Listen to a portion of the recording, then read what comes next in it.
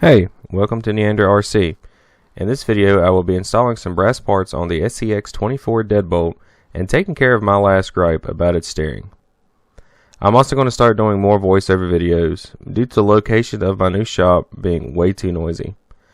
I know the last video I said I'd make a video on how to install the Emax servo, but due to some issues with the camera I could not get a decent video. But here's a small clip with the new tires and servo installed. Hope you enjoy.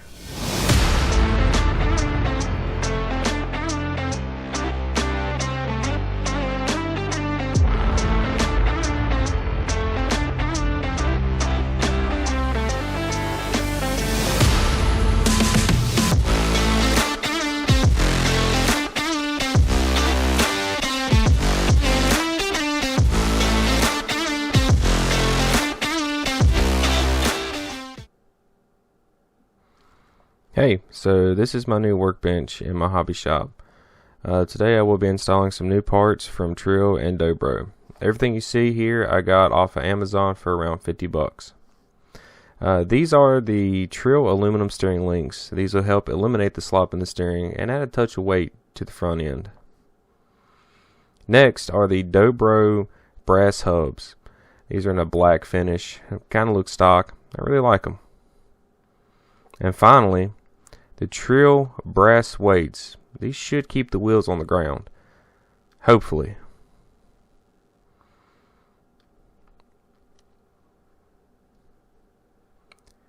Alright, so here is the steering slop I keep griping about. A lot of people has also griped about this as well. It's hard keeping your tire placement when you get this much play in the steering. So hopefully we can get that out. Alright, first thing to go are going to be the wheels. Go ahead, push them up out of the way. I also push the wheel nuts up out of the way as well. I forgot I'm not going to need them later. When I go to put the wheel weights on, you'll see they come with a brass piece. Since I'm replacing the steering links and the hubs, I'm going to start with the links and then move to the hubs and get all of that off and out of the way so I can start adding the new parts.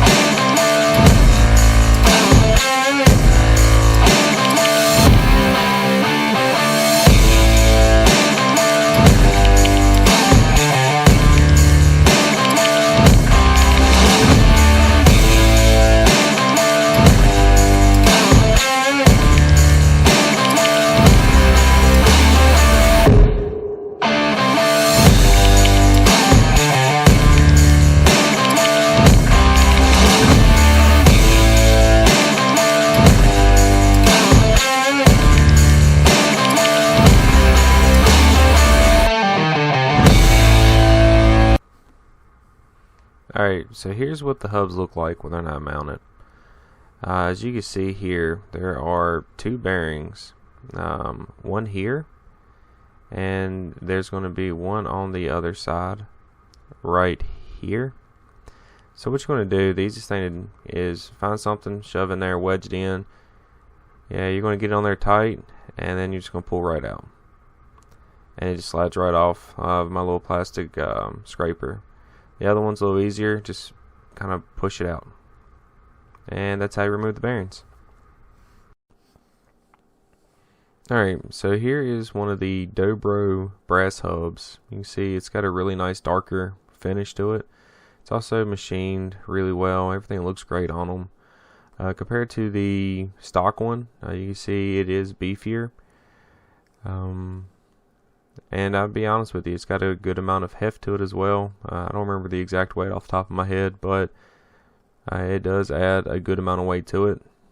Side by side, there is a huge difference in them. You know, the stock ones are plastic, whereas the Dobro one is brass. They're really nice.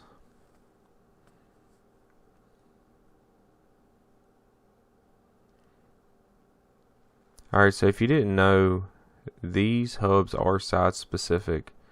So you're going to see here, I'm going to grab my little pointer. You can see here that one ear is a little slightly taller than the other one. So there's a short ear, and then there's the tall ear. The Dobro hub is set up the same way. So you can see one's taller and one's shorter. Just make sure you put them on the right side, or not, you're just going to have to take them off and swap sides. So this right here is one of the bushings that Dobro provides with the brass hubs. They do provide one extra, plus an extra screw as well. They understand that these small parts are easy to lose, so if you lose one, don't fret it, there is a spare. So what I like to do is put the screw through the bushing and then put everything together into the hub. So it's going to look something like this once you are ready to install everything.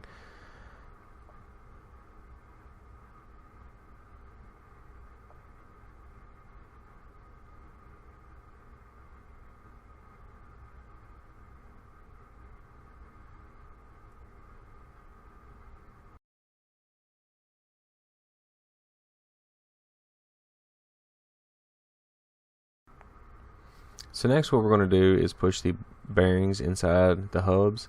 So you can see right there's the first outside one. I did find it kind of tricky though to actually push the inner one in. I struggled like crazy. It's a very tight fit, but I do eventually get it in. It just took a lot of work, and you know, one of the reasons why I am doing a voiceover was it did make me a little mad and frustrated, but I did get it in with a little bit of patience, so everything goes back in rather smooth.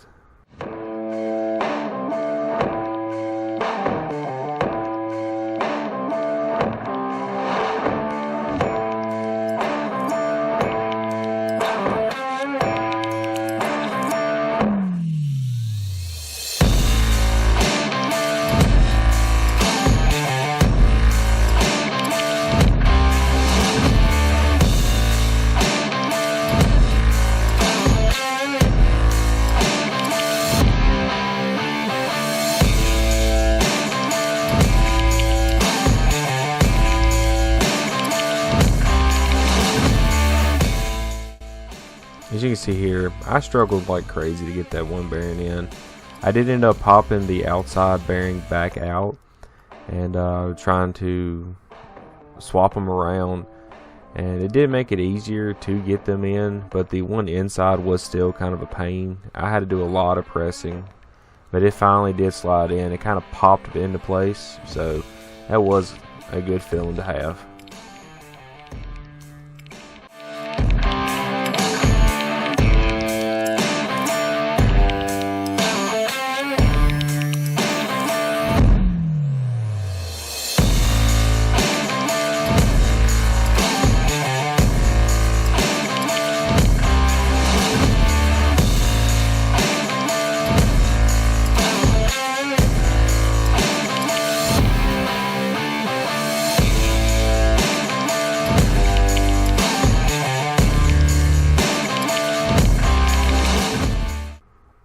I do finally get the bearing in. As you can see right there, it's flush. That was a good victory to have. Alright, now that you have the hubs on, next is going to be the steering linkages itself.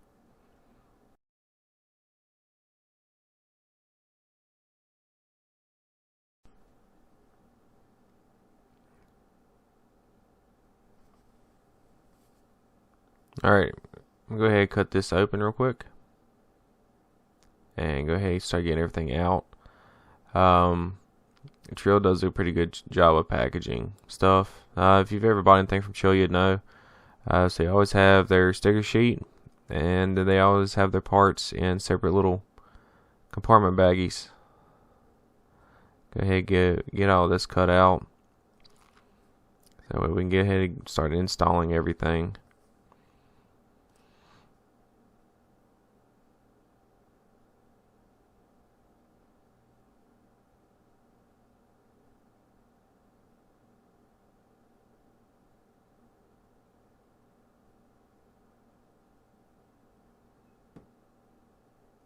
These bolt up just like the stock ones do.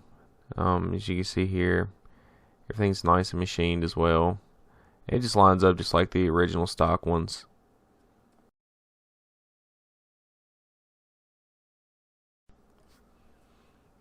Alright, once you get everything installed, it's always a good idea to hook a battery up, turn the controller on, and then turn the truck on to get the servo to where it will sit center. That way when you go to put the servo horn back on, you don't have to worry about having to adjust the trim a lot on your controller. The wheels will be as straight as they can possibly be. It can be a headache, might take you a time or two, but it's definitely worth it in the end. This makes it a whole lot easier.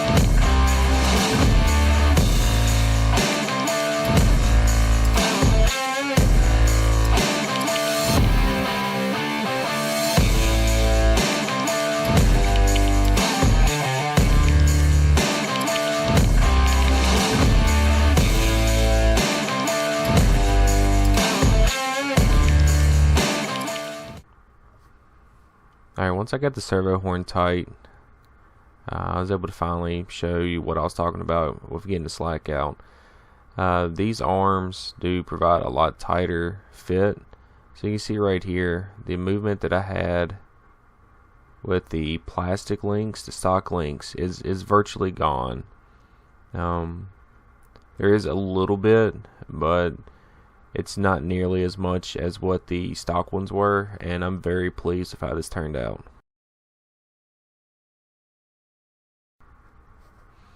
Alright, so this right here was basically just doing a quick measurement of how wide it is. So each square you see does represent an inch. So this truck was about 4 and I'd say about a 1/16 to an 1/8 of an inch wide. This is before the wheel weights, which do add, I think, 5 millimeters to each side.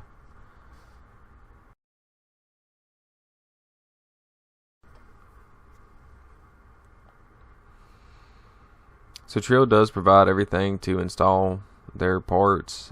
Here's one of their brass wheel nuts with a hub pin stuck in it. They do provide new hub pins for it as well. The new ones are slightly longer than the stock ones.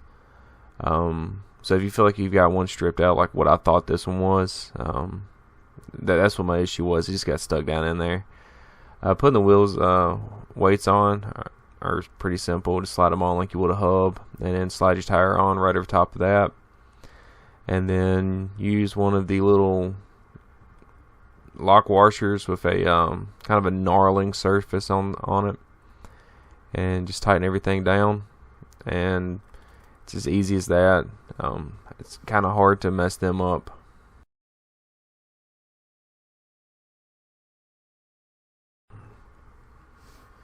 Alright, once I get everything tight, I'm going to move my little mess out of the way. Since this is a voiceover, I have cleaned that up since. I'm going to just do a quick measurement again. These new weights do add, I think, 5mm of width to each side.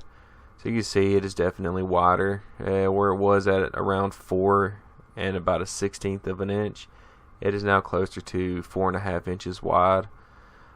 It's definitely a better looking stance. It makes the truck look slightly bigger. And here in a minute you'll see just what kind of performance it does provide. When you add weight down low, it makes it harder for a truck to tip over backwards. And here in a minute you'll see just how much of an angle I could put it in, and it still wants to fall straight back down on its wheels and tires.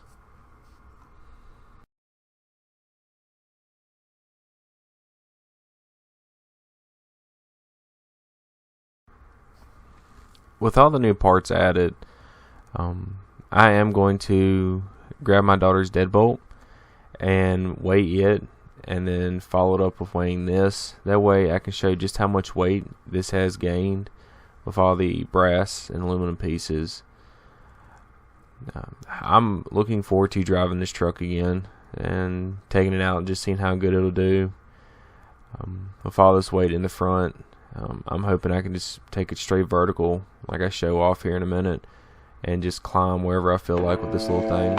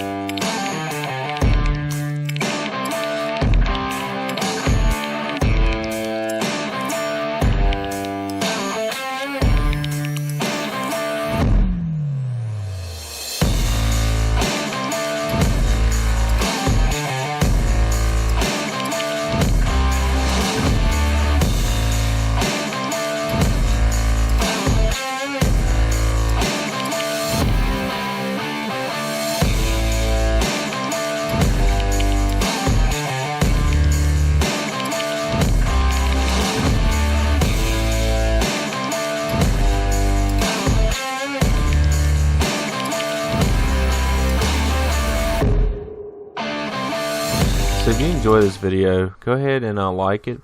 If you see anything I can improve or have any suggestions for me, go ahead and comment below. Share with your friends. Go ahead and follow as well. The more y'all follow, the more it supports me. So thank you for watching.